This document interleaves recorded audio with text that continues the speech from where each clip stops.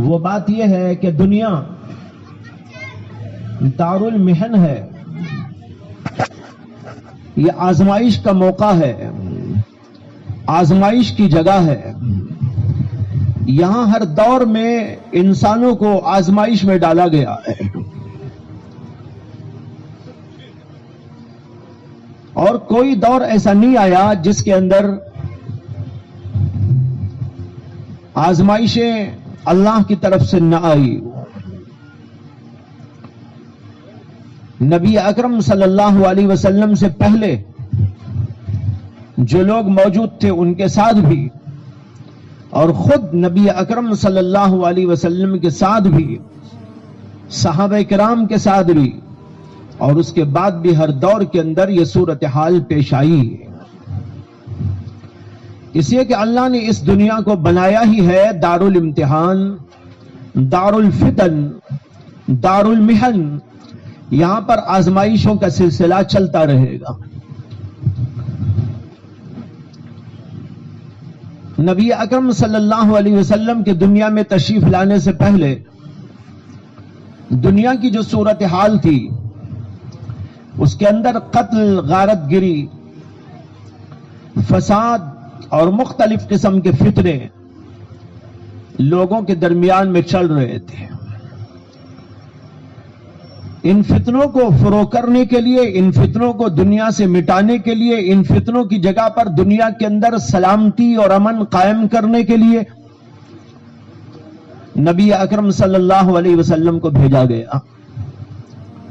بلکہ اس سے پہلے بھی آپ ہر دور کو دیکھتے جائیں تو اس کے اندر آپ کو تاریخ یہی بتائے گی، قرآن کے اوراق یہی بتائیں گے، احادیث کا ذخیر آپ کو یہی بتائے گا کہ دنیا میں فسادات ہوتے رہے، دنیا کے اندر مختلف قسم کے فتنے برپا ہوتے رہے، کفر کا فتنہ جنم لیتا رہا، شرک کا فتنہ جنم لیتا رہا، فسق اور فجور کے فتنے جنم لیتے رہے، قتل، غارت گری، فحاشی اور عریانی و بے حیائی، زناکاری و بدکاری، یہ ساری مختلف قسم کی فساد کی چیزیں دنیا کے اندر جب آشکارا ہوئی، دنیا کے اندر ان کا زیادہ سے زیادہ چلن ہونے لگا، اللہ تبارک و تعالیٰ کی رحمت کو جوش آیا اور اللہ تبارک و تعالیٰ نے پیغمبروں کو بھیجا۔ دنیا پہ پیغمبر کیوں آتے تھے؟ اس لیے آتے تھے کہ دنیا کے اندر سے فساد کو مٹانا ہے، دنیا کے اندر سے قتل و غارت گری کے بازار کو ختم کرنا ہے، دنیا کے اندر سے فحاشی اور عریانی کو صاف کر دینا ہے، دنیا کے اندر ہونے والے مختلف قسم کے فتنوں کو فروغ کر دینا ہے۔ اس کے لیے اللہ نے پیغمبروں کو بھیجا۔ ہر دور کے اندر پیغمبر آتے رہے اور ہر دور کا پیغمبر اپنے لوگوں کو اسی بات کی طرف بلاتا رہا کہ دنیا میں فساد ہے، دنیا کے اندر غارت گری ہے، دنیا میں انسان کا دشمن بنا ہوا ہے، دنیا میں انسان ایک خونخوار جانور کی طرح ہو گیا ہے۔ ان سب چیزوں کو ٹھیک کرنے کے لیے اللہ نے مجھ کو بھیجا ہے اور میں ایک اچھا پیغام لے کر آیا ہوں۔ وہ امن کا پیغام ہے، وہ سلامتی کا پیغام ہے، وہ محبت کا پیغام ہے، وہ پیار کا پیغام ہے۔ یہ پیغام میں لے کر آیا ہوں، اس پیغام کو تم قبول کر لو اور اس کے مطابق زندگی گزارو اور ایک دوسرے کو اس کی تعلیم دو اور تبلیغ کرو اور اس کی دعوت دو اور اس کے اندر جوڑتے چلے جاؤ تو وہ انسان جو آج تم کو خونخوار نظر آ رہے ہیں، یہ سارے کے سارے انسان پیار و محبت کو لے کر ایک دوسرے کے لیے تحفظ کا سامان بہم پہنچانے میں لگ جائیں گے۔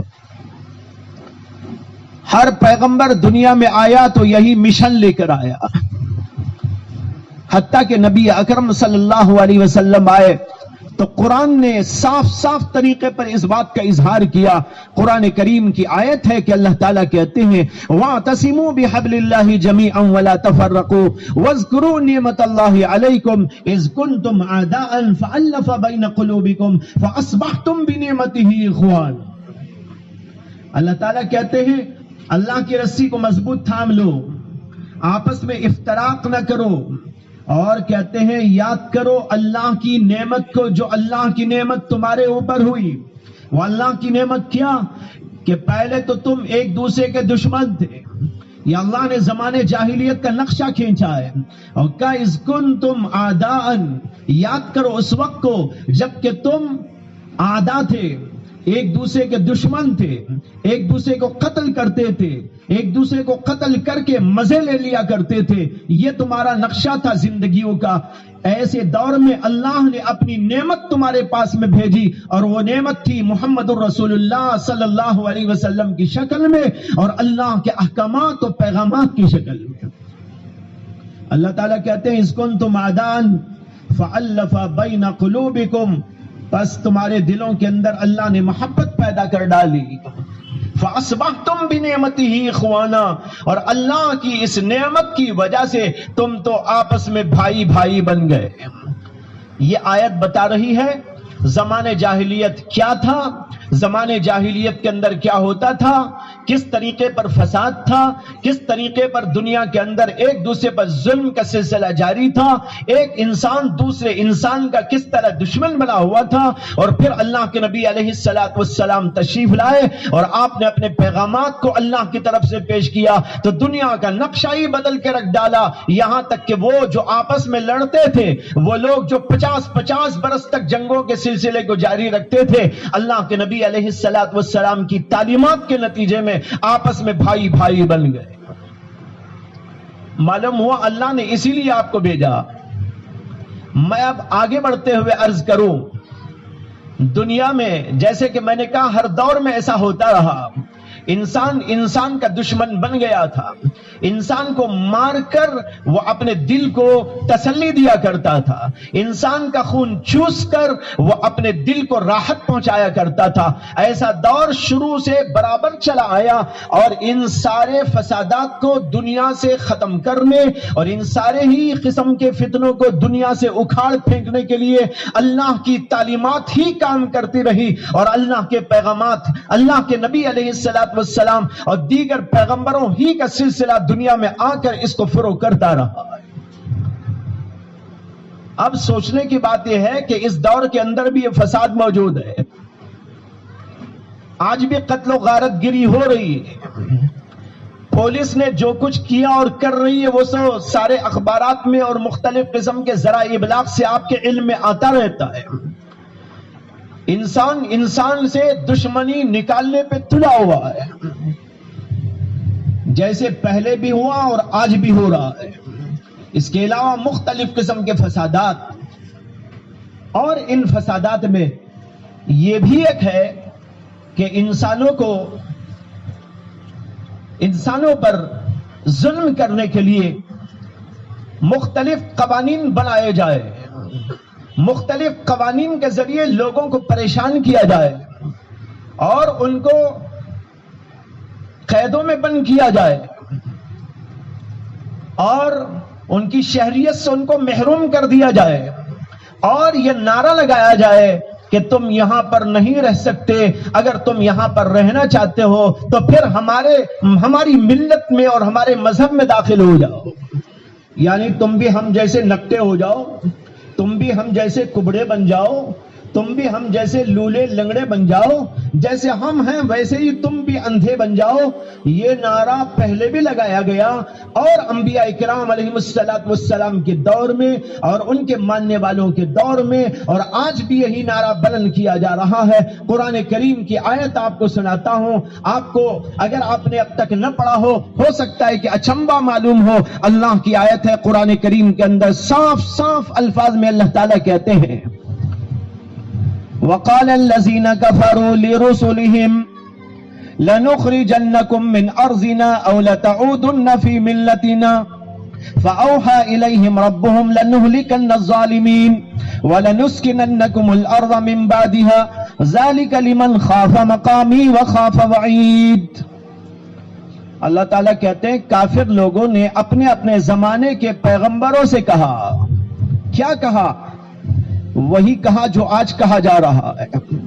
کوئی نیا نعرہ نہیں ہے، وہی پرانا نعرہ ہے.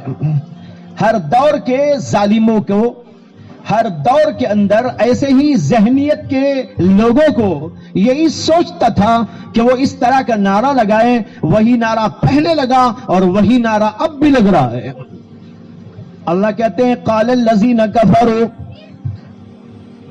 ان لوگوں نے جو اللہ کو نہیں ماننے والے تھے، انہوں نے اپنے زمانے کے پیغمبروں سے کہا لَنُخْرِجَنَّكُم مِّنْ أَرْضِنَا، ہم تمہیں اپنی سرزمین سے اور اپنے ملک سے نکال دیں گے. أَوْ لَتَعُودُنَّ فِي مِلَّتِنَا، یا نہیں تو ہماری ملت اور ہمارے مذہب میں آ جاؤ. آپ بتاؤ بھائی کہ آج جو نعرہ بعض لوگوں کی طرف سے لگایا جا رہا ہے، یہ بعین ہی وہی نعرہ ہے یا کوئی اور نعرہ ہے؟ بعین ہی وہی نعرہ. اور یہاں پر ایک نقطہ قابل ہے اس قابل ہے کہ اس کے اوپر یوں توجہ دی جائے کہ اللہ نے کہا وقال الذین کفروا لرسولہم، ان لوگوں نے جو اللہ کو نہیں مانتے تھے رسولوں سے کہا. ظاہر بات ہے ایک ہی زمانے میں سارے رسول ایک جگہ پر اکٹھے نہیں ہو گئے تھے. اس کا مطلب لازمی طور پر یہ ہے ہر زمانے کے پیغمبروں کو، ہر زمانے میں آنے والے رسولوں کو یہ کہا گیا تھا. معلوم ہوا کہ ایک دن کا، ایک جگہ کا، ایک وقت کا واقعہ نہیں ہے، بلکہ ہر دور کا یہ واقعہ ہے. ہر دور کے اس ذہنیت کے لوگ اپنے اپنے زمانے کے پیغمبروں سے کہتے رہے. کیا کہتے رہے؟ لَنُخْرِجَنَّكُم مِّنْ أَرْضِنَا، ہم اپنے ملک سے تم کو نکال ڈالیں گے. أَوْ لَتَعُودُنَّ فِي مِلَّتِنَا، یا نہیں تو ہمارے مذہب میں داخل ہو جاؤ. اب سنیے اللہ تعالیٰ کا جواب. اللہ تبارک و تعالیٰ کہتے ہیں فَأَوْحَى إِلَيْهِمْ رَبُّهُمْ، اللہ نے اپنے اپنے زمانے کے پیغمبروں پر وحی نازل کی.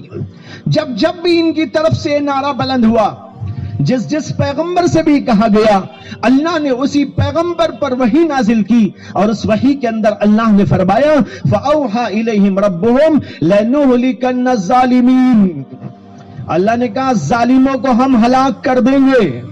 وَلَنُسْكِنَنَّكُمُ الْأَرْضَ مِنْ بَعْدِهَا، اور ان کو ہلاک کرنے کے بعد تم کو ہم ٹھکانہ دیں گے. یہ اللہ کی وحی میں آ رہا ہے. اور قرآن میں اللہ نے اس کو کوٹ کر دیا، نوٹ کر دیا، قیامت تک کے لیے محفوظ کر دیا، یہ بتانے کے لیے کہ جب بھی ایسا پہلے ہوا اللہ کی وحی آئی، اور اب تمہارے اوپر تو وحی آنے کی نہیں، محمد صلی اللہ علیہ وسلم تک آ کے رک گئی ہے، لیکن قرآن میرا قیامت تک رہے گا. اس لیے جب بھی اس کو پڑھتے رہو تو اپنے ایمانوں کو یوں تازہ کرتے رہنا. کہتے ہیں فَأَوْحَى إِلَيْهِمْ رَبُّهُمْ لَنُهْلِكَنَّ الظَّالِمِينَ وَلَنُسْكِنَنَّكُمُ الْأَرْضَ مِنْ بَعْدِهَا. معلوم ہوا کہ اللہ کا وعدہ ہے ظالم لوگ جب بھی ظلم پہ اتر آتے ہیں، قتل و غارت گری پر اتر آتے ہیں، اور مختلف انداز سے لوگوں کو اذیت اور تکلیف میں مبتلا کرنے کی کوششیں کرتے ہیں، اللہ ان کی تدبیروں کو فیل کر دیتا ہے. لیکن تھوڑی سی قربانیوں کا سلسلہ تو اللہ چاہتے ہیں کہ تم تھوڑی سی قربانی تو دیتے رہے. جب تم قربانی کے لیے تیار ہو جاؤ، اللہ کے لیے مر مٹنے کے لیے تیار ہو جاؤ، تو پھر اللہ کا وعدہ اپنی جگہ پر اٹل ہے. اللہ کا وعدے میں کبھی تخلف نہیں ہو سکتا. اللہ کا وعدہ کبھی ایسا نہیں کہ نہ ہو. جو اللہ نے وعدہ کر دیا وہ برابر ہو کے رہے گا. اللہ کہتے ہیں ہمارا وعدہ ہے، اور ہم نے تمام پیغمبروں پر یہ وحی نازل کی تھی کہ جب بھی ایسا ہوگا ہم ظالموں کو ہلاک کریں گے اور تم کو ہم ٹھکانہ عطا کریں گے. یہ کہنے کے بعد اللہ تبارک و تعالیٰ نے ایک بہت عجیب و غریب بات اور ہم سب کی توجہ کو مبذول کرانے کے لیے فرمائی. اگر ہم اس پر توجہ دیں، اور آج اسی پر توجہ دینے کی بڑی سخت ترین ضرورت ہے. اللہ نے تو وعدہ کر رکھا ہے، اللہ کا وعدہ کبھی جھوٹا نہیں ہو سکتا، لیکن اس وعدے کے پورا کرنے کے لیے اللہ نے ایک شرط لگا رکھی. اللہ تعالیٰ کہتے ہیں ذالک لمن خاف مقامی، یہ جو میرا وعدہ ہے ظالموں کو ہلاک کروں گا، تم پر ظلم کرنے والوں کو نیست و نابود کروں گا، اور ان کی جگہ میں تم کو ٹھکانہ عطا کروں گا. یہ میرا وعدہ لمن خاف مقامی، ان لوگوں سے میرا وعدہ ہے جو میرے سامنے کھڑے ہو کر جواب دینے سے گھبراتے ہو اور اپنی زندگیوں کو ٹھیک کر لیتے ہو. ذالک لمن خاف مقامی وخاف وعید، اور میری وعیدوں سے ڈرتے ہو. نافرمانی سے ڈرتے ہو، نافرمانی پر اللہ کی وعید ہوتی ہے، شراب پیو گے اللہ کی وعید ہے، زنا کرو گے اللہ کی وعید ہے، جھوٹ بولو گے اللہ کی وعید ہے، نماز کو چھوڑو گے اللہ کی وعید ہے، کسی کو دھوکہ دو گے اللہ کی وعید ہے، کسی پر ظلم کرو گے اللہ کی وعید ہے۔ یہ اللہ کی وعیدوں سے ڈرنے والا جو انسان ہوتا ہے، اللہ کہتے ہیں میرا اس سے یہ وعدہ ہے۔ آج اللہ کا وعدہ اب بھی پورا ہوگا، لیکن ہمیں اس شرط کو پورا کرنے کی کوشش کرنا چاہیے۔ ذالک لمن خاف مقامی وخاف وعید، اللہ کا وعدہ ہے ان لوگوں کے لیے جو اللہ سے ڈرتے ہو، اللہ کی وعیدوں سے ڈرتے ہو، اور جو ڈرتا ہے اس کی زندگی کا نقشہ اور کچھ اور ہوتا ہے، اس کی زندگی بدل جاتی ہے، اس کی زندگی میں انقلاب آ جاتا ہے۔ آج مسلمانوں کے اندر اس انقلاب کے پیدا کرنے کی سخت ترین ضرورت ہے۔ اس آیت کو آپ نے سن لیا، آیت کو سننے کے بعد اپنے احوال پر انطباق کی کوشش کرے۔ کیا اس وعدے کو جو اللہ نے کیا ہے پورا کرنے کے لیے ہم نے اس شرط کو پورا کر دیا ہے کہ نہیں پورا کیا ہے؟ کیا مسلمان سب کے سب اللہ سے ڈرنے والے ہیں؟ اللہ تبارک و تعالیٰ کی وعیدوں سے ڈر رہے ہیں؟ اور اللہ کی وعیدوں سے ڈر کر کیا انہوں نے اپنی زندگیوں کو بدل ڈالا ہے؟ انہوں نے سود کو چھوڑ دیا ہے، انہوں نے بے حیائی کو چھوڑ دیا ہے، انہوں نے گانے بجانے کو چھوڑ دیا ہے، اور انہوں نے نکمے پن کو چھوڑ دیا ہے، انہوں نے نماز چھوڑنے والی بات کو چھوڑ دیا ہے۔ اللہ کے تمام احکامات کے اوپر وہ پابندی سے آ چکے ہیں، پابندی اس کی کر رہے ہیں۔ ذرا سوچنا یہ ہے بھائیو بات، آج کے دور میں اللہ تبارک و تعالیٰ کا وعدہ سچا ہے، وہ پورا ہو کر رہے گا، لیکن ہمیں اس شرط کی طرف توجہ دینے کی ضرورت ہے۔ جب بھی ہم اس شرط کو پورا کر دیں گے اللہ کا وعدہ پورا ہوگا۔ اس کے بعد میں اس آیت کو جو ابھی آپ کے سامنے خطبے میں نے پڑھی وہ بھی پیش کرنا چاہتا ہوں، اس کے مضمون کی طرف بھی توجہ دلانا چاہتا ہوں۔ اللہ تبارک و تعالی نے کہا وَلَتَسْمَعُنَّ مِنَ الَّذِينَ اوتوا الکتاب من قبلکم ومن الذین اشرکوا اذًا کثیرا۔ اللہ تعالیٰ نے کہا اور آئندہ زمانے کے اعتبار سے کہا، اور یوں فرمایا وَلَتَسْمَعُنَّ، اے مسلمانوں تم عنقریب بعد میں بہت ہی کچھ تمہارے بارے میں سنو گے۔ کیا آیت ہے دیکھیے، وَلَتَسْمَعُنَّ، اور علماء جانتے ہیں کہ ایسے صیغے کو عربی میں کہتے ہیں لام تاکید با نون تاکید والا صیغہ، اس میں اللہ نے تاکید در تاکید کر دی۔ وَلَتَسْمَعُنَّ، تم ضرور بالضرور سنو گے۔ کس سے سنو گے؟ کیا سنو گے؟ اللہ کہتے ہیں وَلَتَسْمَعُنَّ من الذین اوتوا الکتاب من قبلکم، ان لوگوں کی جانب سے جو تم سے پہلے کتاب دیے گئے ہیں، یعنی یہود و نصارہ، ان کی طرف سے سنو گے۔ ومن الذین اشرکوا، اور ان لوگوں کی طرف سے بھی سنو گے جو کہ شرک کرنے کے عادی۔ ان سب کی طرف سے تم کو سننے میں ملے گا۔ کیا سننے میں ملے گا؟ اذًا کثیرا، بہت ہی دل کو دکھانے والی باتیں۔ یہ ترجمہ میں اپنے طور سے کر رہا ہوں تاکہ عوام اچھی طرح سمجھ لیں۔ اللہ تعالیٰ کہتے ہیں تم ضرور بالضرور سنو گے، مشرکین کی جانب سے یہ بات سنو گے جو تمہارے دلوں میں درد پیدا کرنے والی، تمہارے دلوں کو تکلیف پہنچانے والی۔ اذًا کثیرا، بہت کچھ سنو گے، یہ تھوڑا بہت تھوڑا تھوڑا نہیں سنو گے، بہت بہت سنو گے۔ وہ کہیں گے تم کو نکال ڈالیں گے، تم کو مار ڈالیں گے، تم کے ساتھ یوں کر دیں گے، تمہاری جو ہے شہریت چھین لیں گے، اور پتہ نہیں کیا کیا کہیں گے، اور آگے بھی پتہ نہیں کیا کیا ہونے والا ہے۔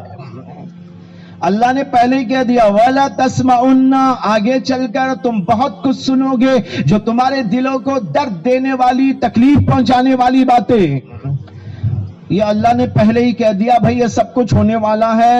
CAA بھی نئی بات نہیں ہے, اور جو ہے یہ NRC بھی کوئی نئی چیز نہیں. یہ سب کا سب ہم نے پہلے ہی کہہ دیا ہے, سنا دیا ہے تم کو. قرآن جب نازل ہوا محمد عربی صلی اللہ علیہ وسلم پر, اسی وقت اللہ نے کہہ کر ساری دنیا کو سنا دیا, اے مسلمانوں تمہیں تکلیف پہنچانے کے لیے پہنچانے والے لوگ جو کچھ کہ تم کو تکلیف پہنچانے کہہ سکتے ہیں کہیں گے.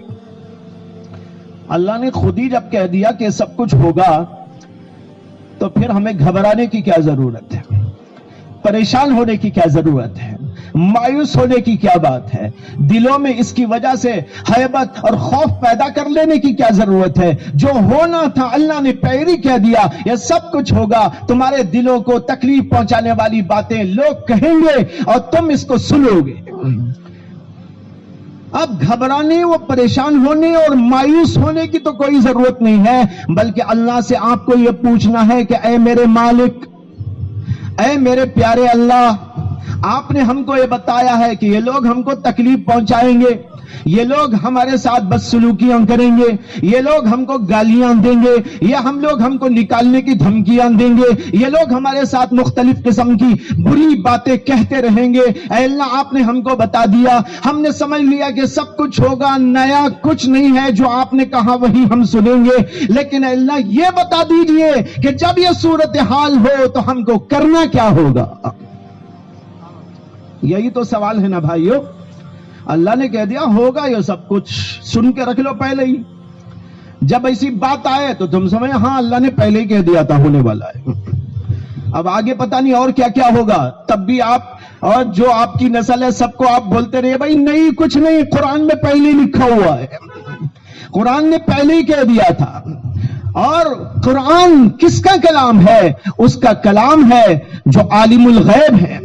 یہ کلام اس کا کلام ہے جس نے انسانوں کو اس دھرتی پہ آماد کیا ہے. یہ اس اللہ کا کلام ہے جس نے زمین کو, آسمان کو, چاند کو, سورج کو بنایا ہے. یہ اس اللہ کا کلام ہے جو قیامت تک ہونے والے ہی نہیں, ہمیشہ ہمیشہ جو ہونے والے ہیں ان سب واقعات کو جانتا ہے. وہ ازلی, وہ ابدی, تمام قسم کی چیزوں کو جاننے والا ہے. اس اللہ کے کلام کے اندر پہلے ہی بتا دیا گیا کہ تم کو یہ باتیں اذیت کی, تکلیف کی, پہنچانے والی باتیں پیش آئے گی. اب ہمارے لیے کوئی تعجب کی بات نہیں ہے, پہلے ہی کہہ دیا گیا ہے. اب بس ایک مسئلہ ہے کہ جب ایسی صورتحال پیش آئے امت کو کرنا کیا ہوگا. آگے اللہ نے وہی بات بیان فرما دی. ہم نے پوچھا تو نہیں, اللہ نے خود ہی بیان کر دیا. اگر اللہ بیان نہ کرتے تو ہم پوچھتے کہ اللہ کیا کریں. اللہ نے کہا یہ بندے بھی بڑے سست ہیں, بڑے غافل ہیں, پوچھیں گے بھی نہیں. حالات ایسے آ رہے ہیں, پریشانی کے آ رہے ہیں, پھر بھی لوگ سو رہے ہیں, پھر بھی لوگ کھا رہے ہیں, پھر بھی لوگ مستیاں کر رہے ہیں, پھر بھی لوگ گناہوں کی طرف مائل ہیں, اور پھر بھی ویسے ہی زندگی ہے جیسی پہلی زندگی. ان کے اندر تو کوئی انقلاب آتا ہی نہیں, ان کے اندر تو کوئی ٹس سے مس ہوتا ہی نہیں, ان کے لیے تو کوئی, ان کے اندر تو کوئی جاگنے والا ہی نہیں. اللہ کو پہلے ہی معلوم تھا, اس لیے اللہ نے ہمیں سوال کرنے کی بھی زحمت نہیں دی, اللہ نے خود ہی جواب دے دیا. اللہ نے فرمایا کہ تم بہت کچھ سنو گے, اذن کثیرا, وَإِن تَصْبِرُوا وَتَتَّقُوا فَإِنَّ ذَلِكَ مِنْ عَزْمِ الْأُمُورِ. ایسی صورتحال میں تمہیں دو کام کرنے ہیں, اگر یہ دو کام تم کر لیتے ہو تو پھر تو تم بہت ہی بلندیوں پر پہنچنے والے کام کرنے والے ہو. فَإِنَّ ذَلِكَ مِنْ عَزْمِ الْأُمُورِ. یہ دو کام تم کو بتائے جا رہے ہیں, یہ دو کام اگر تم کر لو تو سمجھو کہ بلندیوں پر پہنچنے والے کام تم کر رہے ہو, اور اس سے تمہیں کہیں پستی نہیں ہوگی, کہیں ذلت نہیں ہوگی, کہیں رسوائی نہیں ہوگی, تم کہیں فیل نہیں ہوگے, تم کہیں ناکام نہیں ہوں گے, ہر جگہ پر بلند بلند رہوگے. وہ دو کام کیا ہیں؟ اللہ نے کہا ان تصبروا وتتقوا. دو کام کرنا ہے, ایک کام تو صبر کرنا ہے, اور دوسرا کام تقوی کی زندگی اختیار کرنا ہے. اللہ نے یہ نہیں کہا کہ جب ایسی صورتحال ہو جائے تو چیخ پکار بہت کرنا, بہت زیادہ چیخو گے تو تمہارا مسئلہ حل ہو جائے گا, بہت نعرے لگاؤ گے تو تمہارا مسئلہ حل ہو جائے گا۔ بھائیو، اللہ کا کلام ہے، پیغمبروں کی طرف سے لایا ہوا ہے، محمد صلی اللہ علیہ وسلم پر نازل کردہ ہے، اور اس کے اندر وہ سب کچھ بیان کیا گیا ہے جو انسانوں کی ہدایت کا سامان ہے۔ یہ کسی انسان کا بنایا ہوا کلام نہیں، بلکہ اس اللہ کا جو انسانوں کا بنانے والا ہے، اس اللہ کے کلام کے اندر ہمارے مسئلے کا حل بتایا گیا۔ ان تصبروا وتتقوا، دو کام اگر تم کر لو بلندیوں پر پہنچنے والے ہو۔ یہ دو کام کیا ہیں؟ ایک صبر والا کام ہے اور دوسرا کام ہے تقوی والا۔ صبر کسے کہتے ہیں؟ ہو سکتا ہے کوئی صاحب سمجھنے لگو کہ بھئی صبر کا مفہوم یہ ہے کہ بزدل ہو جائے، کچھ نہ کریں، بس ہاتھ پیر مار کے یوں بیٹھ جائے، یہ ہے صبر۔ لیکن صبر کا یہ مفہوم غلط مفہوم ہے۔ صبر کا جو اصلی مفہوم ہے وہ یہ ہے کہ ایسی صورت کے اندر بڑی دور اندیشی کے ساتھ اپنے نفس کو قابو میں رکھتے ہوئے سوچ بچار کر کے وہ کام کرنا چاہیے جو کرنا ہے اس وقت، جو ضرورت ہے، جو مسائل ہیں، اس کے حل کے لیے جو کچھ تدبیریں ہوں، ان تدبیروں کو عقل سے، بصیرت سے، تمیز سے سوچ کر سمجھ کر کرنے کا نام ہے۔ بے صبری یہ ہے کہ بس جناب زور زور سے ہنگامہ کر دیا اور چلے گئے اور جا کے سو گئے، یہ بے صبری۔ صبر کیا ہے؟ سوچنا، غور و فکر کرنا، ٹھنڈا دل کے ساتھ میں کیا مسئلہ ہے، کیا ہونا چاہیے، اس کے لیے کیا میٹنگ کرنا چاہیے، اس کے حل کی کیا تدبیریں ہو سکتی ہیں، قانونی چارہ جوئی کیا ہو سکتی ہے، اور اس کے علاوہ اپنے نفس کے اعتبار سے یہ سوچنا کہ میں اللہ کی طرف کتنا رجوع کروں، یہ سب کا سب اس کے اندر داخل ہو جاتا ہے۔ یہ ہے صبر کا مفہوم۔ اور اگر بے سوچے بے سمجھے چیخ پکار کر لیا اور سڑک پر نکل آ کر اس کے بعد جا کے سو گیا، نہ تدبیر کیا، نہ کوئی حقیقت پسندی کے ساتھ کسی مسئلے پر غور و فکر کیا، تو بھائیو یہ تو صحیح راستہ نہیں ہے۔ اللہ کہتے صحیح راستہ اختیار کرو۔ صحیح راستہ وہ راستہ ہے جس میں صبر ہو، جس میں حلم ہو، جس میں بردباری ہو، جس میں غور و فکر ہو، جس کے اندر یہ ہو کہ آدمی بہت ہی احتیاط کے ساتھ بیٹھ کر سوچ بچار کر کے مسئلے کا حل نکالنے کی کوشش کرے۔ یہ کتنا بڑا پیغام ہے، کس قدر اہم ترین پیغام ہے جو اس آیت کے اندر اللہ نے دیا۔ جب بھی کوئی صورتحال بگڑے اور تمہیں کوئی مصیبت و پریشانی آئے، لوگ تم کو دھمکیاں دے، تو ایسی صورت کے اندر بے قابو نہیں ہونا۔ یہ نہیں کہ تم جو ہے بے قابو ہو کر گالی بکنے لگو، اللہ کی مرضی کے خلاف کوئی بات کہنے لگو، اللہ کی مرضی کے خلاف کوئی حرکت کرنے لگو، بلکہ پورے صبر و تحمل کے ساتھ سوچ بچار کر وہ کام کرو جو قانون کے دائرے میں، شریعت کے دائرے میں موجود ہے۔ یہ ہے صبر کا مفہوم۔ دوسرا کام جو اللہ نے بتایا وہ یہ ہے وَإِن تَصْبِرُوا وَتَتَّقُوا، دوسرا کام ہے تقوی اختیار کرنا، اللہ سے ڈرنا، اللہ تعالیٰ کے قانون پر چلنا، شریعت کی ہر جگہ پاسداری رکھنا۔ کہتے ہیں کہ اگر تم نے تقوی اختیار کیا تو تب تمہارے لیے یہ بات طے ہے کہ تم بلندیوں پر پہنچنے والے ہو۔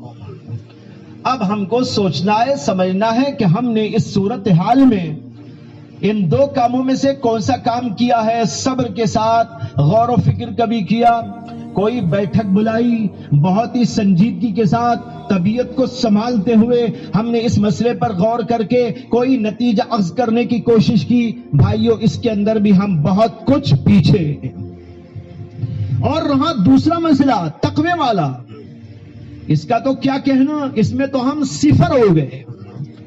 نہ آنکھ ہماری اللہ کے قانون کے مطابق اٹھتی ہے، نہ زبان اللہ کے قانون کے مطابق چلتی ہے، نہ ہاتھ پیر ہمارے اللہ کے قانون کے مطابق کام کرتے ہیں۔ تمام کاموں کے اندر اللہ کے احکام کو توڑ کر ہم چلتے ہیں، اور پھر بھی مسلمان یہ چاہتا ہے اللہ کی طرف سے آ جائے رحمت، میں اگر باہر نکل کر اللہ کی طرف توجہ دوں اور یوں کہہ دوں اے اللہ، تو بس اللہ کی رحمت آ جائے، لیکن وہ گناہ کو چھوڑنا نہیں چاہتا، وہ غلط کاری کو چھوڑنا چھوڑنا نہیں چاہتا, وہ ٹی وی کو چھوڑنا نہیں چاہتا, وہ جھوٹ کو چھوڑنا نہیں چاہتا, وہ غیبت کو چھوڑنا نہیں چاہتا, وہ جھوٹ کو چھوڑنا نہیں چاہتا, غلط کاریوں میں مبتلا رہتے ہوئے عیاشی میں, فحاشی میں, عریانی میں, بے حیائی میں زندگی گزارتا ہے. اس کے باوجود وہ سمجھتا ہے کہ چونکہ میں مسلمان ہوں اور اللہ کی رحمت اسی وقت آ جانی چاہیے. لیکن یاد رکھیں اللہ کے قانون کے خلاف ہے. اللہ کا قانون یہ ہے جو بتایا گیا کہ تم کو صبر سے کام لینا ہے, اور دوسری یہ ہے کہ تم کو تقوی کی اسپرٹ اپنے اندر پیدا کرنا ہے. جب یہ دو کام مسلمان کر لیں گے تو وہ بلندیوں پر پہنچ کے رہیں گے, کہیں ناکام ہونے کا سوال نہیں پیدا ہوتا. اللہ کے نبی علیہ السلام نے حضرات صحابہ کرام کو مکے کی سرزمین پر 13 برس کی زندگی کے اندر یہی 2 سبق پڑھائے تھے. صبر کا, تقوی کا. صبر کا ان کو بڑا سبق پڑھایا گیا. لوگ ان کو چھیڑتے تھے, برا بھلا کہتے تھے, پریشان کرتے تھے, چلنے نہ دیتے تھے, راستے میں کانٹے بچھا دیا کرتے تھے, اور مختلف انداز سے ان کو اذیتیں تکلیفیں پہنچاتے تھے. لیکن ان کو حکم دیا گیا تھا فاعفو واصفحوا, فاعفو واصفحوا. 13 سال کی زندگی کے بعد جب ان کے اندر صبر آ گیا, حلم آ گیا, برداشتی قوت آ گئی, وہ طاقت آ گئی, سمجھ بوجھ ٹھیک ہو گئی, پھر اس کے بعد اللہ تبارک و تعالیٰ نے ان کو اجازت دی کہ تم جو بہت کچھ کر سکتے ہو. یہاں پر میں واضح الفاظ میں اس کو بتانا نہیں چاہتا, سمجھنے والے خود ہی سمجھ سکتے ہیں. 13 سال کی اس طویل مدت کے اندر حضرات صحابہ کرام کو یہی سبق صبر کا پڑھایا گیا تھا. آج مسلمانوں نے ان دونوں سبقوں کو اٹھا کے رکھ دیا ہے اور یہ سمجھتے ہیں کہ ہم کچھ نہ کر کے بھی اللہ کی مدد ہمارے لیے مقدر ہو چکی ہے. یہاں جو مجمع بیٹھا ہوا ہے, میں سمجھتا ہوں کہ یہ مجمع پڑھے لکھے لوگوں کا, دین پر چلنے کا ذوق و شوق رکھنے والوں کا, کمی بیشی تو بہت لوگوں میں ہوگی, لیکن اس کے باوجود عمومیت کے ساتھ یہاں پر جو مجمع جمع ہے, اس مجمع کے اندر زیادہ تر وہ لوگ ہوں گے جنہوں نے اپنے آپ کو اللہ سے لو لگانے کے لیے تیار کر رکھا ہے, اور تھوڑا بہت دین پر چلتے رہتے ہیں, نمازوں کی پابندی کرتے رہتے ہیں, گناہوں سے بچنے کا اہتمام کرتے رہتے ہیں. کچھ نہ کچھ تو ان کے اندر شدھ بدھ اس کی موجود ہے. لیکن آپ سوچیں, ایک بہت بڑے اس طبقے کی طرف نظر کرتے ہوئے جو طبقہ صبح سے لے کر شام تک مسلمانوں کا گندگیوں میں مبتلا رہتا ہے, اللہ کے احکام کو پاش پاش کرتا رہتا ہے, اللہ کے احکام کو توڑتا رہتا ہے, ان کی زندگی کے اندر نماز نام کو نہیں ہوتی. ان کی زندگی شروع سے آخر تک ایسی ہوتی ہے کہ اللہ کا نام ان کی زندگی میں انہوں نے کبھی ایسا لگتا ہے کہ لیا ہی نہ ہو. نماز کبھی یاد نہیں آتی, سال سال گزر جاتا ہے, اور مختلف قسم کے گندی چیزوں کے اندر مبتلا رہتے. ساری گندگیوں کے ساتھ اللہ کی نافرمانی کرتے ہوئے زندگی گزار کر یہ طبقہ ہمارے ساتھ آ کر پروٹیسٹ میں شامل ہوتا ہے. سوچنے کی بات یہ ہے کہ اللہ کی رحمت کو دعوت دینے والی چیز یہاں موجود ہے کہ نہیں. ہم دعا کریں تو اللہ کی رحمت آ جائے.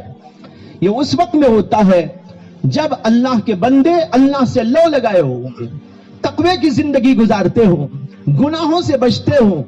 اگر گناہوں سے بچنے کی بات مسلمان عہد کر کے پابندی کے ساتھ لے لیں تو بھائیو اللہ کا وعدہ ہے کہ اگر تم تقوی کی زندگی اختیار کرو گے, اللہ تبارک و تعالیٰ تمہارے لیے ضیق و تنگی و پریشانی سے نکلنے کے لیے راستہ کھول دے گی.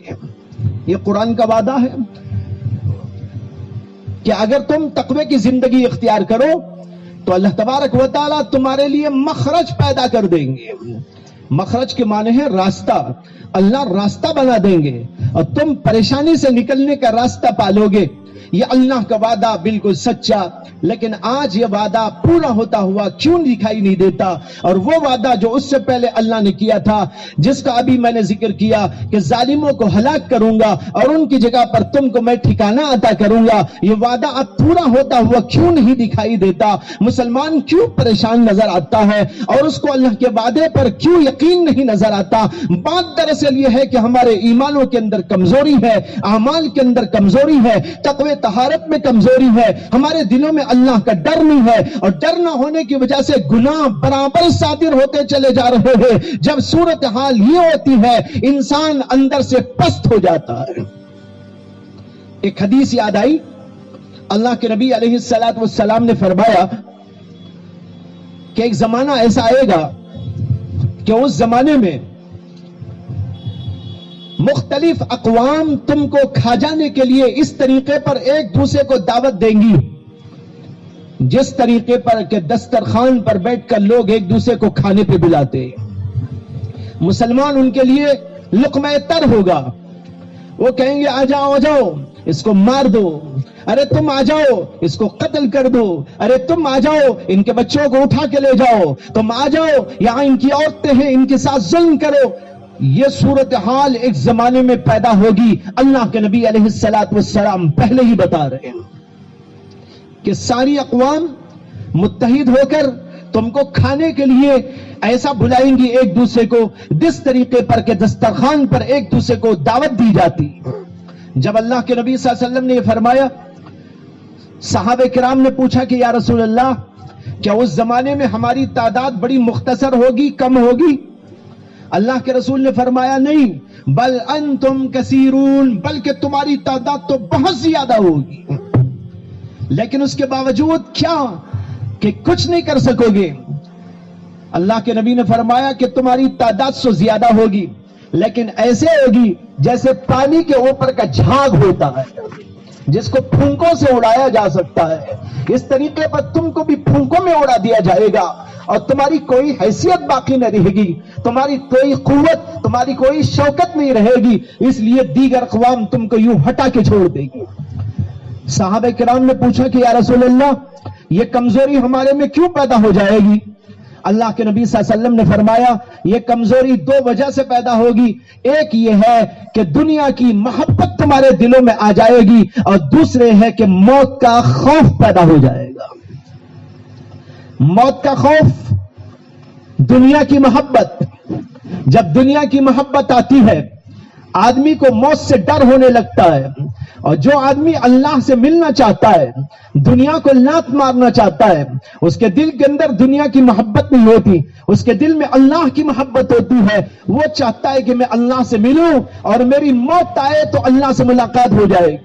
حضرت سیدنا ابو ہریرہ رضی اللہ تعالیٰ عنہ کے بارے میں آتا ہے کہ ایک دفعہ وہ بیٹھے ہوئے تھے، ایک آدمی ان کے سامنے سے دوڑتا ہوا جا رہا تھا، انہوں نے پوچھا کہ میاں کہاں جا رہے ہو، یہ دوڑ کے کہاں جا رہے ہو؟ اس آدمی نے کہا حضرت کچھ خریدنا ہے، بازار کی طرف جا رہا ہوں۔ حضرت ابو ہریرہ نے فرمایا کہ دیکھو بھائی اگر کہیں پر موت ملتی ہو تو ایک عدد میرے لیے خرید لینا۔ کیا مطلب؟ یعنی موت کی محبت تھی۔ موت کی محبت کیوں تھی؟ آخرت کی محبت کی وجہ سے، اللہ سے محبت کی وجہ سے۔ جو اللہ کا بندہ اللہ کو محبوب رکھتا ہے وہ موت سے ڈرتا نہیں، وہ موت سے گھبراتا نہیں، اس لیے کہ وہ دنیا میں رہنا ہی نہیں چاہتا، تو اسے موت ہی اچھی لگتی ہے کہ میں اللہ سے ملنے کے لیے جاؤں۔ اسی لیے بہت سے اکابر کے بارے میں تاریخ کے اندر واقعات آتے ہیں کہ موت کے وقت بہت خوش ہوتے تھے، اور موت جب آ رہی تھی انہوں نے کہا کس قدر میں آج خوش ہوں کہ آج اللہ کے دربار میں جا رہا۔ لیکن جو آدمی گناہ کرتا ہو، گناہوں میں ملوث رہتا ہو، دنیا کی محبت اس کو انتہا درجے کی ہو گئی ہو، وہ آدمی موت سے ڈرتا ہے، اس لیے ڈرتا ہے کہ اسے یہ آتا ہے خیال کہ میں موت آئے گی تو موت آنے کے بعد وہاں جاؤں گا تو میرا کیا ہوگا، وہ ڈرتا رہتا ہے۔ تو بھائیو بتانے چاہتا ہوں اللہ کے نبی صلی اللہ علیہ وسلم نے پہلے ہی بتایا ایسی حالت پیدا ہوگی، اور یہ حالت کیوں پیدا ہوگی؟ اس لیے کہ ہمارے اندر وہن و کمزوری پیدا ہوگی، اور یہ وہن و کمزوری کیوں پیدا ہوگی؟ اس لیے کہ ہمارے دلوں کے اندر دنیا کی محبت آ جائے گی اور آخرت کی فکر و طلب ختم ہو جائے گی، موت کا ڈر آ جائے گا، اس وجہ سے یہ صورتحال پیدا ہوگی۔ اب کیا سمجھ میں آیا؟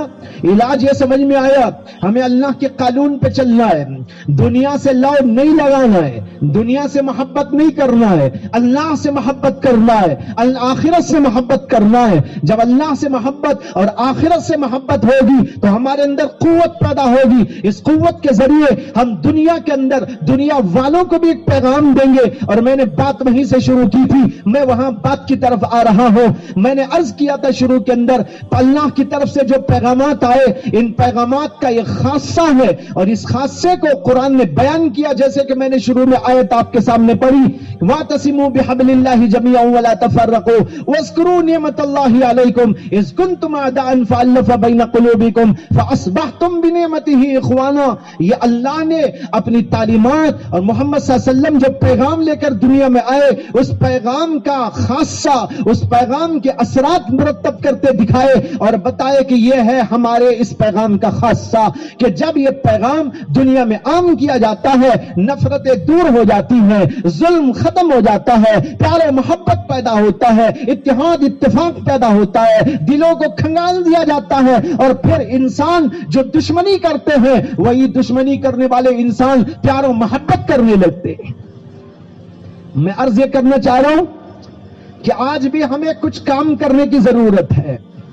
پہلا کام تو وہ جس کی طرف ان آیات نے اشارہ دیا، ان تصبروا وتتقوا، اپنے آپ کو بنانا، اپنے آپ کو سنوارنا، اپنے اندر حلم اور صبر پیدا کرنا، تقوی کی زندگی اختیار کرنا۔ تقوی میں سب کچھ آ گیا، نماز آ گئی، روزہ آ گیا، حج آ گیا، زکوٰۃ آ گئی، اللہ کے تمام احکامات پر عمل آ گیا، گناہوں سے بچنا اس کے اندر آ گیا۔ بلکہ تقوی کا اصلی مفہوم یہ ہے تمام گناہوں کو چھوڑ دیا جائے۔ جب یہ تقوی والی زندگی ہوگی تو اب ہمیں ایک اور کام کرنا ہوگا۔ وہ کام کیا ہے؟ اللہ کے نبی کے پیغام کو لوگوں میں آشکارا کرنا، دنیا والوں کو بتانا، ارے ہم کو تم نے کیا سمجھا ہے، ہم تمہارے سے بھیک مانگنے نہیں آئے ہیں، ہم تم سے کچھ لینے کے لیے نہیں آئے ہیں، ہم تو تمہیں کچھ دینے کے لیے آئے ہیں، ہم تم سے کچھ چھیننے کے لیے نہیں آئے، تمہاری حکومت چھیننے کے لیے نہیں آئے، تمہارا مال چھیننے کے لیے نہیں آئے، تم سے کچھ ہم بھیک مانگنے کے لیے نہیں آئے، ہمیں کچھ نہیں چاہیے، ہم کچھ دینے کے لیے تم کو آئے ہیں، ہم تم سے کچھ لیں گے نہیں، البتہ ہم تم کو کچھ دے کے جائیں گے۔ وہ کیا دیں گے؟ وہی دیں گے جو اللہ کے رسولوں نے دیا اور محمد صلی اللہ علیہ وسلم نے ہم کو عطا کیا۔ اللہ نے قرآن میں فرمایا، کنتم خیر امت اخرجت للناس تأمرون بالمعروف وتنہون عن المنکر۔ اللہ کہتے ہیں تم بہترین امت ہو، تم کو دنیا کے اندر ظاہر کیا گیا، دنیا کے اندر برپا کیا گیا۔ یہ امت محمدیہ سے خطاب ہے۔ ارے نوجوانوں، ارے یہاں کے مسلمانوں، اس بات پر غور کیجئے، اس توجہ دیجئے، بہت ہی اہمیت کے ساتھ اس کے اوپر توجہ دیجئے۔ اللہ کہتے ہیں کنتم خیر امت، تم بہترین امت ہو، تمہارے اندر خوبیاں رکھے گئے ہیں، تمہارے اندر کمالات رکھے گئے ہیں، خیر کا سارا سامان تمہارے پاس جمع کر دیا گیا ہے۔ کنتم خیر امت اخرجت للناس، لوگوں کی بھلائی کے لیے تم کو ظاہر کیا گیا ہے۔ یہ لوگوں کی بھلائی ترجمہ ہے للناس کا۔ عربی جاننے والے جانتے ہیں لام جو یہاں آیا اس کو کہتے ہیں لام نفع، نفع پہنچانے کے لیے امت محمدیہ کو برپا کیا گیا، اور لفظ ناس آیا، لفظ مومن نہیں آیا، لفظ مسلم نہیں آیا، لفظ مؤمنین نہیں آیا۔ اللہ نے یوں نہیں کہا اخرجت للمؤمنین، اخرجت للمسلمین، اخرجت للمسلم، اخرجت للمؤمن۔ اللہ نے کہا اخرجت للناس، تمام دنیا کے انسانوں کو بھلائی پہنچانے کے لیے تم کو وجود دیا گیا ہے۔ سوچنا ہے، سمجھنا ہے۔ ہم کو اللہ کہتے ہیں اس لیے وجود دیا، اس لیے برپا کیا، دنیا کے اندر ظاہر کیا اور یہ دنیا کا نظام قائم کیا۔ کیوں؟ تاکہ ساری دنیا کے انسانوں کو ہم کچھ نفع پہنچائے، ان کو کچھ بھلائی کی چیز عطا کر دے۔ اس کے لیے ہم کو اور آپ کو سب کو دنیا کے اندر ظاہر کیا گیا۔ معلوم ہوا کہ ہم دینے کے لیے آئے ہیں، لینے کے لیے نہیں آئے ہیں۔ ہم تو دنیا والوں سے نہ حکومت مانگیں گے، نہ کوئی عہدہ مانگیں گے، نہ کھانا پینا مانگیں گے، نہ کوئی ریزرویشن مانگیں گے۔ ہم تو دنیا والوں سے کہیں گے ہمیں تو کچھ نہیں چاہیے۔ ہماری ایک بات سن لیجئے گا، ہمیں تم سے کچھ نہیں لینا ہے۔ ما اسألکم علیہ اجرا، تمام پیغمبروں نے، اللہ کے پیغمبر جو بھی دنیا میں آئے، تمام کے پیغمبروں نے یہ جملہ اپنی امتوں کو، اپنی قوموں کو سنایا تھا، لا اسألکم علیہ اجرا، ہم تم سے کچھ اجر نہیں چاہتے، ہم تم سے کچھ بھی مانگنا نہیں چاہتے، ہماری سروس فری سروس ہے، ہم تم کو دینے کے لیے آئے ہیں، ہم تم سے لینے کے لیے نہیں آئے۔ اگر آج امت ہندیہ اس بات پر عہد کر لے کہ ہم کسی سے کچھ نہیں مانگیں گے، البتہ ان کو دینے کی فکر کریں گے، اس لیے کہ اللہ نے ہم کو دینے ہی کے لیے پیدا کیا، اور وہ کیا دیں گے؟ وہ اللہ کا پیغام دیں گے، رسول اللہ صلی اللہ علیہ وسلم کی تعلیمات ان کے سامنے آشکارا کریں گے، قرآن کریم کو ان کے سامنے پیش کریں گے، اور ساری دنیا کو ہم بتائیں گے کہ ہمارے پاس یہ ہیرے و جواہرات کا ایک خزانہ ہے۔ ہیرے جواہرات کا خزانہ تو ختم ہو جاتا ہے، لیکن یہ ایسا خزانہ ہیرے و جواہرات کا جو کبھی ختم ہونے والا نہیں، ایسا خزانہ تم کو دینے کے لیے ہم یہاں آئے ہیں۔ اس انڈیا میں، یہاں پر، اس سرزمین پر اللہ نے ہم کو وجود اگر دیا ہے تو اس کا مقصد یہ ہے کہ ہم تمہیں کچھ دینے کے لیے آئے ہیں، ہم تم سے کچھ لینے کے لیے نہیں آئے۔ آج امت عہد کر لے اور اس بات کا تہیہ کر کے آگے بڑھے، اور اپنے پڑوس میں ادھر ادھر جو بھی آباد رہتے ہیں ان سب لوگوں کو بتاتی چلی جائے، اور پروفیسرز، لیکچررز، بیرسٹرز اور مختلف قسم کے جو ہے عہدیداران اور پڑھے لکھے لوگ جن سے عوام کا اور غیر مسلموں کا ربط ہوتا رہتا ہے، تعلق قائم ہوتا رہتا ہے، وہ بھی اپنے اپنے ان لوگوں کے سامنے اللہ کے پیغام کو آشکارا کرتے چلے جائے۔ ڈاکٹر اپنی کلینک میں بیٹھ کر لوگوں کے دلوں میں اسلام کو ڈالنے کی کوشش کرتا چلا جائے، انجینئر بھی اپنی جگہ پر یہ کوشش کرنے لگے، پروفیسر بھی اپنی جگہ پر کوشش کرنے لگے، اور لوگ بھی اپنی جگہ پر کوشش کرنے لگے، بزنس مین اپنے بزنس کے مقام پر بیٹھ کر اپنی منڈیوں میں یہ کام کرنے لگے، جو اس بزنس مین کے تعلق ہوتے ہیں ان تعلقات کے اندر اس کام کو کرنے لگے۔ تو بھائیو بزرگوں، پھر آپ دیکھیں گے کہ لوگ سمجھیں گے واقعی انہوں نے ہمارے پاس ایک عجیب و غریب اور بہترین چیز پیش کی ہے، یہ چیز آج تک ہم کو پتہ نہیں تھی، لیکن آج ہم پیش نہیں کر رہے، بلکہ اس قدر بے خبری کا عالم ہے کہ خود ہم کو پتہ نہیں کہ ہمارے پاس کچھ ہیرے جواہرات ہیں بھی کہ نہیں، ہمیں خود پتہ نہیں کہ قرآن جو ہمارے پاس موجود ہے وہ کن تعلیمات کا خلاصہ اور کن تعلیمات کا مجموعہ ہے، ہمیں خود پتہ نہیں تو ہم دوسروں کے سامنے کیا پیش کر سکیں گے۔ اس لیے مسلمان پہلے تو خود سمجھیں اور پھر دوسرے لوگوں کو بتائیں، یہ پیغام دینے کے لیے ہم تمہارے پاس میں آئے ہیں۔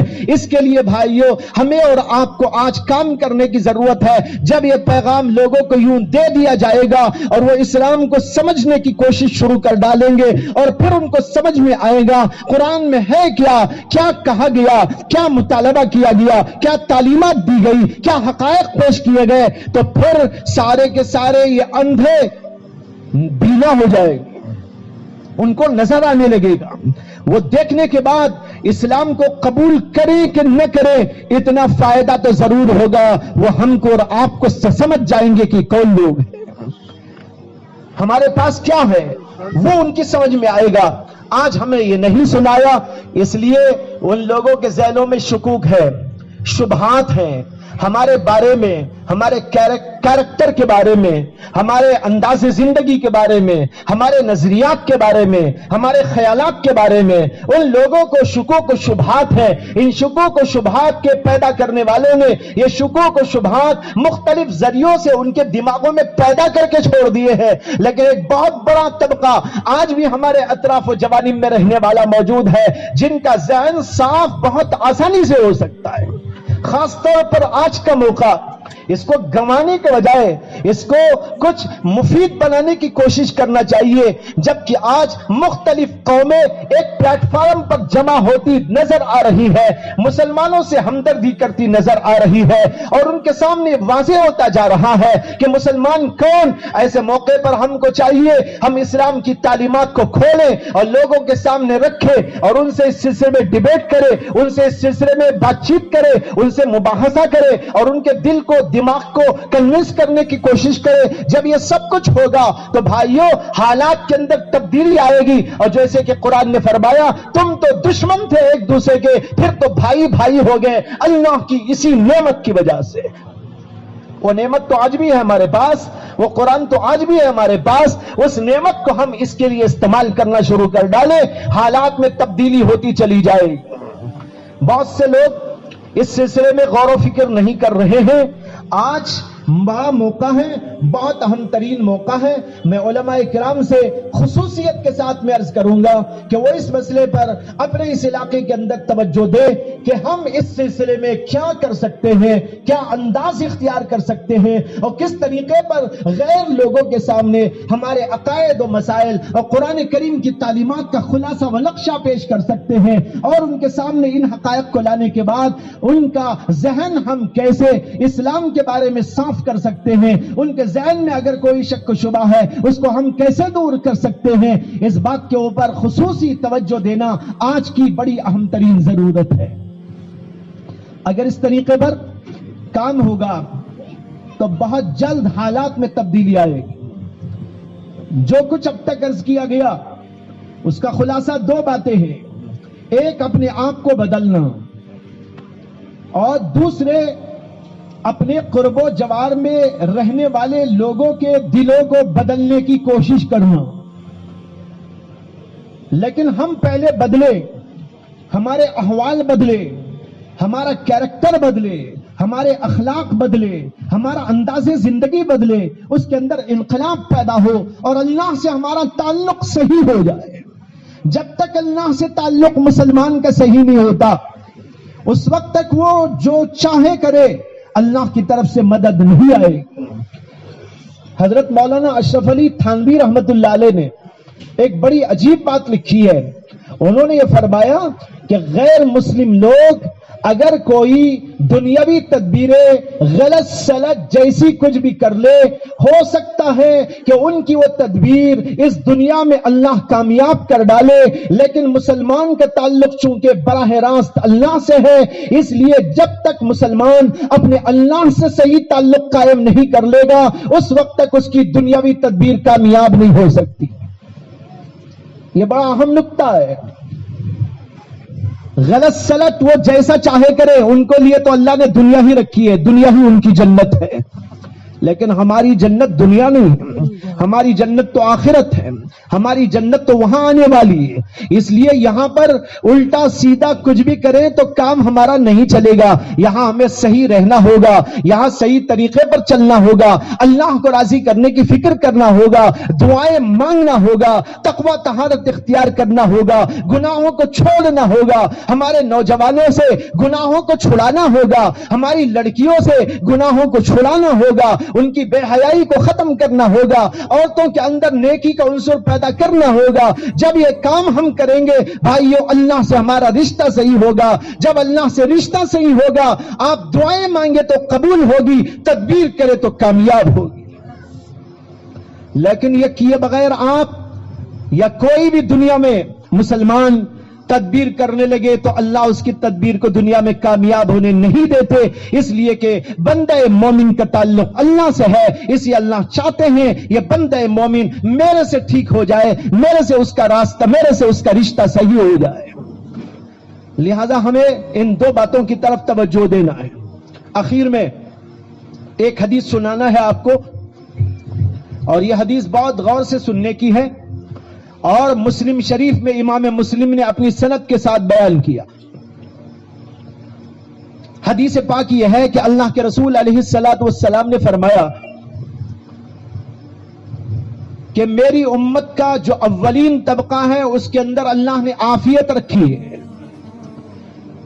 لیکن جو اس کا آخری طبقہ آئے گا اس کے اندر بڑے فتنے ہوں گے. صحابہ کا دور عافیت کا دور. اللہ کے نبی کہتے ہیں میری امت کے اول حصے میں عافیت رکھی ہے اور آخری حصے کے اندر فتنے ہی فتنے ہوں گے, اور ایک فتنے سے بڑھ کر دوسرا فتنہ آئے گا. اور فرمایا کہ جب دوسرا فتنہ آئے گا وہ دوسرا فتنہ بتائے گا کہ پہلا فتنہ تو کچھ نہیں تھا. ہر بعد میں آنے والا فتنہ بڑا ہوا, حیرت انگیز, بڑا خطرناک ہوگا. اللہ کے نبی صلی اللہ علیہ وسلم نے فرمایا کہ جب کوئی فتنہ آئے گا مومن کہے گا ہاذہ مہلکتی, یہ فتنہ تو مجھے ہلاکت میں ڈالنے والا ہے. لیکن جب وہ فتنہ چلا جائے گا تو پھر دوسرا فتنہ آئے گا, تب مومن کہے گا ارے پہلا فتنہ تو کچھ نہیں بھائی, یہ ہے بہت بڑا فتنہ. اللہ کے نبی کہتے ہیں اسی طرح ایک ایک بعد دیگرے فتنوں کا سلسلہ چلتا رہے گا. یہ سب بیان کرنے کے بعد اللہ کے نبی علیہ الصلوۃ والسلام یوں فرماتے ہیں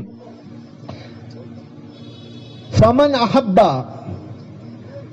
ان يزحزح عن النار وان يدخل الجنة فليؤمن بالله وباليوم الآخر وليأتي إلى الناس الذي يحب ان يؤتى إليه. یہ حدیث ذرا سمجھ لیجئے, موجودہ حالات کے اعتبار سے ہے. ہر فتنوں کے دور کے لیے اللہ کے نبی علیہ السلام کا پیغام ہے. اللہ کے نبی کا پیغام اللہ کا پیغام ہے, اور اللہ سب کچھ جاننے والا, اس لیے وہ جو پیغام دیتے ہیں اس کے اندر کوئی بھی ہمیں شک و شبے کی گنجائش موجود نہیں. اللہ کے نبی صلی اللہ علیہ وسلم نے پہلے تو بتایا فتنے آئیں گے, ایک کے بعد ایک بڑے بڑے فتنے آئیں گے. یہ کہنے کے بعد موقع تو یہ تھا کہ اللہ کے نبی صلی اللہ علیہ وسلم فرماتے ان فتنوں کو فروغ کرنے کا طریقہ کیا ہے. لیکن یہ بتانے کے بجائے اللہ کے نبی صلی اللہ علیہ وسلم ایک اور بات بتاتے ہیں اور یوں کہتے ہیں فمن احب ان یزحزح عن النار وان يدخل الجنہ, جو آدمی اس موقع پر یہ چاہتا ہے کہ جہنم سے اس کو بچا لیا جائے اور اس کو جنت کے اندر داخل کر دیا جائے, فلیؤمن باللہ وبالیوم الآخر, اس کو چاہیے کہ وہ اللہ پر اور یوم آخرت پر ایمان کو برقرار رکھے, اور ولیاتی الی الناس الذی یؤتما الذی احب الذی یحب ان یؤتی الیہ, اور کہتے ہیں کہ وہی بات لوگوں کے ساتھ کرے جو اپنے لیے پسند کرتا ہے, دوسروں کے لیے وہی پسند کرے جو اپنے لیے پسند کرتا ہے, دوسروں سے وہی سلوک کرے جو اپنے لیے پسند کرتا ہے. یہ دو کام اس آدمی کو کرنے ہوں گے جو ان فتنوں کے زمانے میں پرورش پا رہا ہوگا. یکے بعد دیگرے بڑے بڑے فتنے آتے رہیں گے. فتنے جب آتے رہے, یہاں آدمی کو یہ خواہش ہونی چاہیے میں جنت میں چلا جاؤں, میں دوزخ سے بچا لیا جاؤں. اللہ کے نبی نے یہ کہہ کر اس بات کی طرف اشارہ دیا ہے ایسے حالات میں, ایسے سنگین ترین حالات میں اپنے ایمان کے بچاؤ کی فکر اپنی جائیدادوں اور اپنے اموال اور دنیا کی مختلف چیزوں کے بچانے کی فکر سے زیادہ اہمیت رکھتی ہے. جب ایسے حالات آتے ہیں عام طور پر مسلمانوں کا دل بھی اور ان کا دماغ اس بات کی طرف چلتا ہے ارے کہیں ہماری جائیداد نہ چلی جائے, کہیں ہمارا مال لوٹ نہ لیا جائے, ہماری جان کو کوئی خطرہ نہ پیش آ جائے, ہماری اولاد کو کوئی خطرہ نہ پیش آ جائے. یہ تو ہوتا ہی ہے, لیکن اللہ کے نبی توجہ دلا رہے تمہاری جان کی طرف توجہ سے, تمہارے مال کی طرف توجہ سے, تمہاری جائیدادوں کی طرف توجہ سے اور مختلف دنیاوی چیزوں اور مفادات کی طرف توجہ سے زیادہ اہم یہ ہے کہ ایسے خطرناک حالات میں اپنے اور اپنی اولاد اور اپنی نسل کے ایمان کے بچاؤ کی فکر کرنا چاہیے. یہ اہم چیز ہے, اس اہم چیز کی طرف فکر کیجئے. ہمارا ایمان مضبوط ہو, اللہ سے ہمارا تعلق صحیح ہو جائے, اللہ تبارک و تعالی ہمیں جنت عطا فرما دے, ہم دوزخ سے بچ جائیں. کہیں ایسا نہ ہو ہمارا ایمان ڈگمگانے لگے, کہیں ایسا نہ ہو حالات کی سنگینی میں ہم کسی جو ہے ڈر اور خوف کی وجہ سے یا کسی لالچ میں پڑ جانے کی وجہ سے اپنے ایمان کو کھوتے چلے جائیں. ہر صورت کے اندر اپنے ایمانوں کو مضبوط رکھو, ہر صورت کے اندر اپنی نسلوں کی ایمان کو محفوظ رکھو. ان میں اس کو محفوظ رکھنے کے لیے جس قدر طاقت لگا سکتے ہو, جس قدر تم توجہ دے سکتے ہو, اس پر تمہاری توجہ ہونا چاہیے. یہ تمہارے لیے سب سے زیادہ اہم ترین کام ہے. آج بھائی یہ دور ایسے ہی ہے, نعرے لگ رہے مختلف قسم کے, ایمانوں سے ہم کو دور کر دینے اور ہماری نسلوں کے ایمان کو چھین لینے کی کوششیں کی جا رہی ہیں. ایسی صورت کے اندر جان و مال کے تحفظ کو ثانوی درجے میں رکھنا اور اس سے پہلے درجے میں ایمان کے بقا کا سامان پیدا کرنا, یہ ہمارے لیے انتہائی ضروری ہے. اس کی طرف توجہ دلائی محمد صلی اللہ علیہ وسلم نے کہ ایسے حالات میں جو آدمی چاہتا ہے جنت میں داخل ہو اور جو آدمی چاہتا ہے دوزخ سے اس کو بچا لیا جائے, اس کو چاہیے کہ وہ ایمان پر مضبوط رہے, اللہ پر آخرت پر ایمان کو محفوظ رکھنے کی کوشش کرے. ایک کام.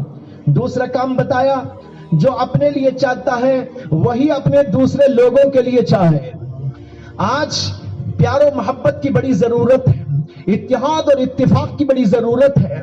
آج جو ہمارے اندر یہ صورتحال پیدا ہوتی نظر آ رہی ہے, اس کی بنیادی ایک وجہ یہ بھی ہے جیسے ہمارا رشتہ اللہ سے چھوٹ گیا, اللہ سے ٹوٹ گیا, وہیں پر ہمارے اپنے بھائیوں سے, اپنی ملت سے ہمارے رشتے کے اندر کافی رکھنا پڑ گیا.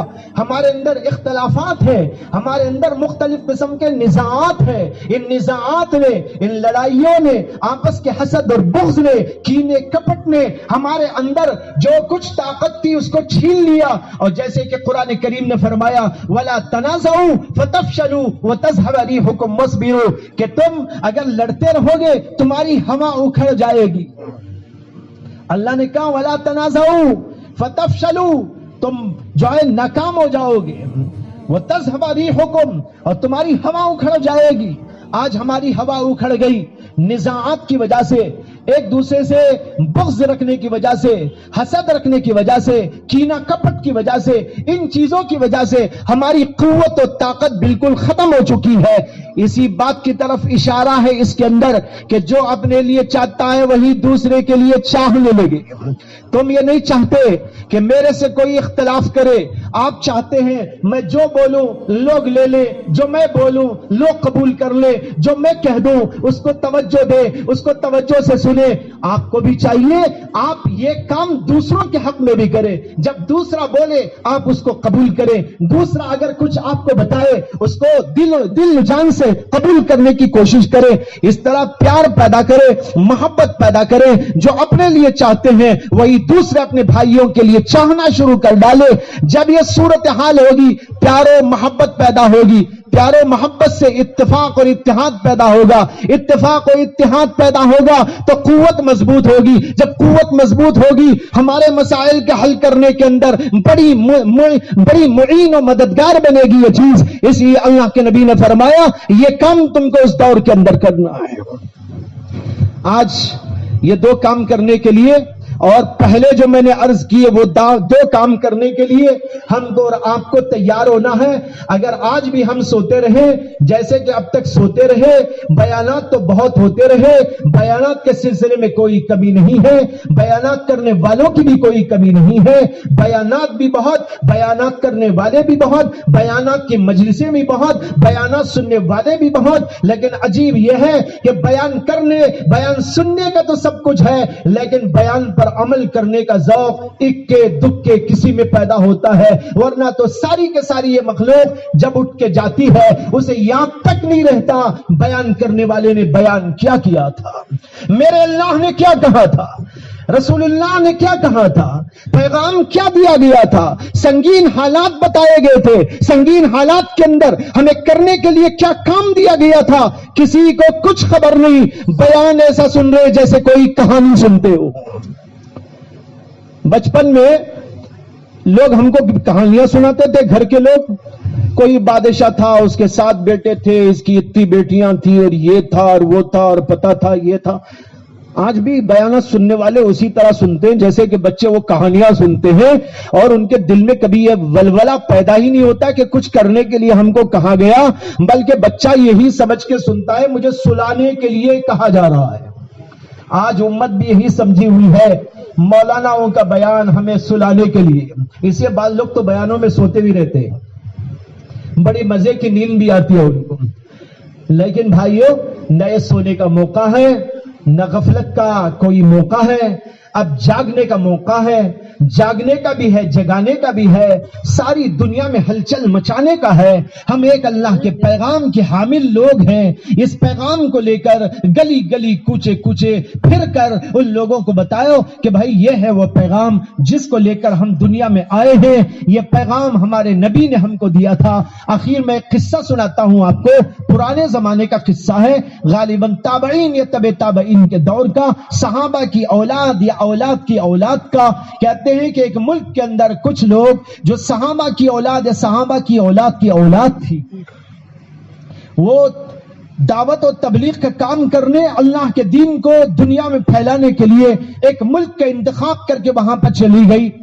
لیکن انہوں نے جانے کے بعد کبھی کسی کو نہیں کہا کہ ہم دعوت و تبلیغ کے لیے آئے, ہم اللہ کا پیغام تمہیں پیش کرنے کے لیے آئے, بلکہ انہوں نے وہاں جا کر دکانیں کھولی اور ایک ایک آدمی نے ایک ایک انداز کی دکان کھول لی. کسی نے جو ہے کپڑے کی دکان کھول لی, اور کسی نے جوتوں کی دکان ڈال لی, اور کسی نے اناج کی دکان لگا لی, کسی نے اور کوئی دکان لگا لی. دکان لگا کر وہاں پر تجارت کرنے لگے. لیکن تجارت اصول شریعت کے عین مطابق, دھوکہ اس میں بالکل نہیں, جھوٹ اس کے اندر بالکل نہیں, لوگوں کے ساتھ حسن سلوک, پیار و محبت کے ساتھ یہ بیپار جب ہونے لگا, لوگوں کو پتا چلا کہ باہر سے ایک قوم آئی ہے اور انہوں نے یہاں دکان لگائے ہیں اور دکانوں کا انداز بڑا اچھا ہے. یہ لوگ جھوٹ بالکل نہیں بولتے, دھوکہ بالکل نہیں دیتے, سچائی کا لحاظ رکھتے ہیں, اور سب سے بڑی بات یہ ہے کہ بڑے با اخلاق لوگ ہیں, ہنسمکھ انداز کے ساتھ ہمارے ساتھ میں رہتے ہیں. جوک در جوک خریدی کے لیے لوگ وہیں پر آنے لگے, یہاں تک کہ ان کی دکانیں چمک گئی اور ساری دکانیں وہاں ٹھپ ہو گئی. 2-4 سال وہاں پر انہوں نے گزارے, سارے لوگوں میں ان کی محبوبیت آ گئی, سارے لوگ ان کو مانتے تھے اور ان سے بہت پیار کرتے تھے. جب اس طرح ساری وہاں کی مخلوق پر انہوں نے اپنی محبوبیت کا ایک سکہ بٹھا دیا, تو ایک دن انہوں نے فیصلہ کیا مشورہ کر کے کہ بھائی کل صبح میں ہم دکانوں کو جائیں گے, سارا مال اپنا پیک کریں گے اور پھر وہاں سے نکل کر کسی اور جگہ جا کر یہی کام کریں گے. جب انہوں نے جا کر سامان پیک کیا, دکانوں پر لوگ آ کر پوچھنے لگے ارے بھائی ہمیں فلاں چیز چاہیے. انہوں نے کہا نہیں, ہم نے تو دکان بند کر دی ہے, آج سے ہم یہاں سے رخصت ہو رہے ہیں. اب 1 2 4 5 آتے آتے بہت زیادہ لوگ آنے لگے. سب نے پوچھا ارے کہاں جا رہے ہو, کہاں جا رہے ہو, کہاں جا رہے ہو؟ انہوں نے کہا بھائی ہم آئے تھے دوسرے ملک سے, عرب ملک سے, یہاں پر کمائی کے لیے آئے تھے. اب تو بہت کما لیا ہم نے, کسی کی یہاں شادی ہے, کسی کے یہاں کوئی مسئلہ ہے, کسی کو بیوی کے پاس جانا ہے, کسی کو ماں کی خبر گیری کرنا ہے, کسی کو کچھ اور مسئلہ ہے, اس لیے آپ واپس جا رہے ہیں. انہوں نے کہا نہیں نہیں, ہم تو آپ کو یہاں سے جانے نہیں دیں گے, اس لیے کہ آپ جیسے لوگ تو ہم نے کبھی دیکھے ہی نہیں تھے, اتنے اچھے لوگ تو ہم نے آپ ہی کے روپ میں دیکھا. اب تم لوگ چلے جاؤ گے تو پھر وہی یہاں جو ہے غلط قسم کے لوگوں کا دھندا چلے گا, وہ ہم کو دھوکہ دیتے رہیں گے, وہ ہم کو مار پیٹ کیا کریں گے, گالم گلوچ کیا کریں گے, اچھائی یہاں نام کو نہ رہے گی, ہم آپ کو یہاں سے جانے نہیں دیں گے. انہوں نے کہا بھائی ہوش کی بات کرو, ہمارا تو پورا خاندان وہاں ہے, ہم یہاں رہ کے کیا کریں, ہماری بیوی ہم کو یاد آ رہی ہے, بچے یاد آ رہے ہیں, خاندان یاد آ رہا ہے. لوگوں نے کہا ایسا کیجئے, آپ اپنے پورے خاندان کو یہاں بلا لیجئے, اپنی بیویوں کو یہاں بلا لیجئے, لیکن اللہ کا واسطہ آپ یہاں سے نہ جائیے, ہم آپ کو جانے نہیں دیں گے. لوگوں نے کہا, ان لوگوں نے کہ بھائی ایسا کیسا ہو سکتا ہے, اکا دکا آدمی ہو تو آئے گا, اتنے سارے لوگ ملک کو چھوڑ کے کیسے آئیں گے, یہ تو نہیں ہو سکتا. لیکن ہم تم کو تم ہم کو یہ بتاؤ کہ آخر اتنا اصرار تم کیوں کر رہے ہو. انہوں نے کہا جو بات تمہارے اندر دیکھی ہم نے, اخلاق کی, دیانت کی, امانت کی, صداقت کی, سچائی کی, یہ آج تک ہم نے نہیں دیکھی تھی. یہ تمہارے اندر بڑے اچھے پیارے اخلاق ہیں, ایسے اخلاق والے ہم کو چاہیے. انہوں نے کہا ایسے اخلاق والے چاہتے ہو تو تم بھی تو ایسے اخلاق بنا لو. تم اگر ویسے اخلاق والے بن جاؤ گے تو تم کو بھی دنیا میں یہی مقام ملے گا جو ہم کو ملا ہے. جیسے تم ہم کو چاہ رہے ہو, دنیا والے تم کو چاہیں گے. پھر انہوں نے کہا تم کو یہ خبر بھی ہے, یہ جو ہمارے اندر اچھائی آئی کہاں سے آئی؟ انہوں نے کہا کہاں سے آئی؟ کہا سنو ہم بتاتے ہیں کہاں سے آئی. آج سے کئی سال پہلے مکے کی سرزمین پر قریش قبیلے کا ایک آدمی جو بڑا ہی نیک تھا، بڑا سچا تھا، بڑا امین تھا، بڑا صادق تھا، اس کے اوپر اللہ کی وحی آئی، اس کو اللہ نے اپنا پیغمبر بنایا، ان کا نام تھا محمد صلی اللہ علیہ وسلم۔ ان کے اوپر اللہ کا کلام نازل ہوا، اللہ کے کلام میں، اللہ کی وحی میں ان کو تعلیمات دی گئی اور بتایا گیا دنیا میں کیسا رہنا ہے، انسان کے ساتھ کیسا سلوک کرنا ہے، کیسا پیار کرنا ہے، انسانوں کے ساتھ کس قدر اچھائی کے ساتھ میں رہنا ہے اور سچائی کا لحاظ کرنا ہے، دھوکہ بالکل نہیں دینا ہے۔ تجارت بھی اس میں سکھائی گئی، ملازمت اس میں سکھائی گئی، بیوی بچوں کے ساتھ سلوک سکھایا گیا، اللہ سے اپنے تعلق کو رکھنے کا درس دیا گیا، تعلق مع اللہ بھی اس کے اندر، تعلق مع الخلق بھی اس کے اندر بتایا گیا۔ ہم نے ان کے پیغام کو لیا، یہ اچھائیاں ہمارے اندر آ گئی۔ اگر تمہارے اندر بھی اچھائی چاہتے ہو، تم بھی وہ پیغام لے کر عمل کرو۔ انہوں نے کہا اچھا یہ ہے، اگر یہ وہ چیز ہے تو ہم سب کے سب مسلمان ہوتے ہیں، پورے کا پورا ملک مسلمان ہو گیا۔ دین اس طرح پھیلا ہے، دین اس طریقے پر لوگوں میں گیا، اخلاق کی بنیاد پر، سچائی کی بنیاد پر، دیانت کی بنیاد پر، بہترین انداز زندگی کی بنیاد پر جب یہ پیغام یوں پیش کیا گیا عملی، سارے کا سارا ملک کہنے لگا یہ اچھائی مجھے بھی چاہیے، یہ اچھائی مجھے بھی چاہیے۔ میں آپ سے کہنا چاہتا ہوں آج ہمارے ملک میں جو فساد ہو رہا ہے، جو دنگا مستی ہو رہی ہے، جو قتل و غارت گری ہو رہی ہے، جو بے حیائی کا بازار گرم ہے، یہاں پر سچائی نام کو نہیں ہے، دیانت نام کو نہیں ہے، بڑے سے بڑے اونچے مقام پر چلے جاؤ صداقت کا نام مفقود نظر آتا ہے۔ ایسے ملک میں اللہ نے ہم کو اور آپ کو زندہ رکھا، اللہ نے وہ پیغام ہمارے پاس میں رکھا، آج بھی ہم وہی کچھ کر سکتے ہیں جو وہاں کے ان لوگوں نے اس ملک کے اندر کر کے دکھایا تھا۔ ہر آدمی یہ ٹھان لے میں اپنے علاقے میں، میں اپنی بستی میں، میں اپنے محلے میں